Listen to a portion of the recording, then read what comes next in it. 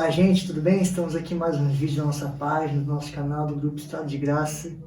E o convidado de hoje é o Wagner. Obrigado pela oportunidade, pela disponibilidade do teu tempo. Eu que agradeço.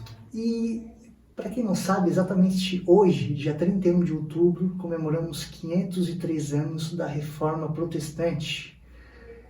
E é exatamente esse tema que o Wagner trouxe hoje. Wagner, o que é de fato a Reforma Protestante? Por que ela aconteceu? E quais são os seus pilares? Então, Lucas, é importante mesmo a gente lembrar sobre essa data, porque depois do fundamento, da fundação da igreja, talvez o evento mais marcante seja para a história da igreja, seja o movimento da Reforma Protestante. O que estava acontecendo naquela época? Na verdade, havia uma insatisfação dentro da própria Igreja Católica em relação à vida espiritual da igreja e sobre questões doutrinárias. A reforma, na verdade, ela já tinha sido iniciada anos antes, com os pré-reformadores como John Huss, Wycliffe. Isso era tão real que a própria Igreja Católica já tinha feito alguns concílios para resolver esses problemas, o que na verdade não deu nada. A reforma, então, ela foi um movimento encabeçado por esse monge agustiniano, Martinho Lutero, que tinha como objetivo reformar a igreja em relação a esses abusos que estavam acontecendo dentro da igreja de Roma.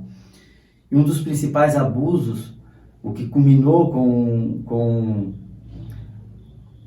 o início do movimento reformista de Lutero, foram as indulgências. O que eram as indulgências? Eram documentos vendidos pela igreja como comprovante pelo pagamento dos seus pecados. E frases marcantes eram usadas para convencer as pessoas sobre o poder das indulgências. Frases como: mesmo que você estupre a mãe de Deus, ainda assim você será perdoado sobre o pagamento de uma indulgência. Ou frases como: cada moeda que tilintar no fundo desse cofre, uma alma voa do purgatório em direção ao paraíso. Então, foi em meio a isso tudo que Lutero se levantou contra esses abusos. E ao contrário do que muitas pessoas pensam, esse movimento de Lutero, de 1517, ele não veio para dividir a igreja. Na verdade, ele veio só evidenciar uma divisão que já existia. A reforma começou séculos antes com os pré-reformistas. O movimento de Lutero ele foi apenas o ápice de um movimento que já estava em ebulição na história da igreja. Foi quando então Lutero, depois de tanto lutar contra os seus pecados, tentando cumprir com todas as exigências da igreja, com todas as penitências, então ele se depara com o texto de Romanos, capítulo 1, versículo 16, que diz que o justo viverá pela fé. Então a luz raiou no coração de Lutero e ele entendeu que tudo aquilo que ele lutava tanto para conquistar, Deus estava ofertando gratuitamente por meio da fé no seu Filho Jesus Cristo. Foi então que Lutero resolve chamar para o debate os doutores da Igreja Católica. O que é que ele faz então? Ele prega na porta do castelo de Wittenberg 95 teses. E depois de 2 anos de debates, Lutero é finalmente excomungado pela Igreja Católica. Então é rompido o relacionamento entre Lutero e a Igreja de Roma. Então os reformadores criaram o que nós chamamos de 5 sola, que talvez seja o grande legado do movimento reformista. O que são os 5 solas? Sola é uma palavra em latim que significa somente.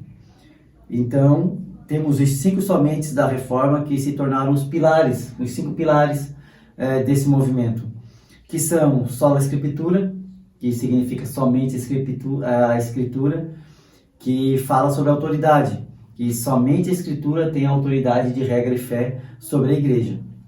Isso vai de encontro à doutrina católica de que a igreja tinha autoridade sobre a Escritura. A Escritura estava submetida à autoridade da igreja e não ao contrário. Então, os reformadores entenderam que não. A autoridade máxima de regra e fé é a Escritura. E, inclusive, a igreja deve estar submetida à autoridade das Escrituras. Temos o segundo sola, que é solus Christo, que significa somente Cristo. Ou seja, somente Cristo faz mediação entre Deus e o homem. Isso vai de encontro a uma outra doutrina da Igreja de Roma, que que falava sobre a mediação dos santos e de Maria. E então os reformadores entenderam que não, só a salvação em Cristo Jesus. Somente em Cristo há salvação e perdão pelos pecados. Temos então o nosso terceiro sola, que é o sola gratia, que significa somente a graça. A salvação é somente pela graça, ou seja, ela é monergista, depende somente da ação de Deus. Ao contrário do que diz a doutrina católica, que diz que a salvação ela é sinergista, existe a cooperação humana na salvação. Então os reformadores também entenderam que não, a salvação ela depende somente de Deus. Nós, mortos em nossos pecados e delitos, não poderiam ter uma ação própria em favor disso. Então a salvação ela é monergista, é somente pela graça. Temos o quarto sola, que é o sola fide, somente a fé. A salvação ela não é conquistada com as nossas obras, ela é conquistada mediante a fé, somente pela fé em Cristo. A fé é o único meio pela qual Deus nos concede a graça. Isso também vai de encontro a uma doutrina que dizia que a salvação ela era alcançada pela obediência aos sacramentos da igreja. Então os reformadores entenderam que a obediência ao sacramento não pode nos gerar graça, somente a fé em Cristo Jesus.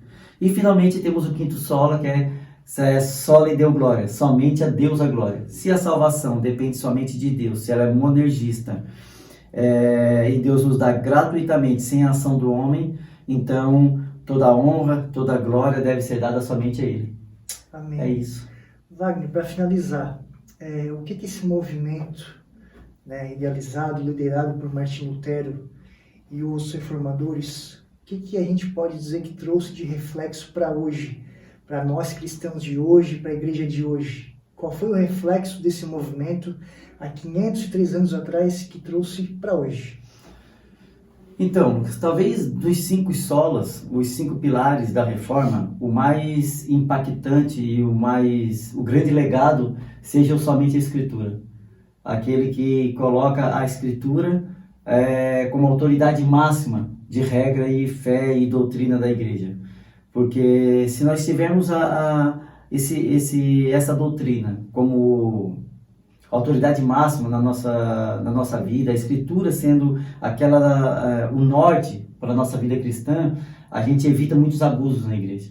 Nós vemos que muitos dos grandes movimentos que nós temos na igreja de hoje, elas são criadas com base em revelações individuais, que são a parte da Escritura.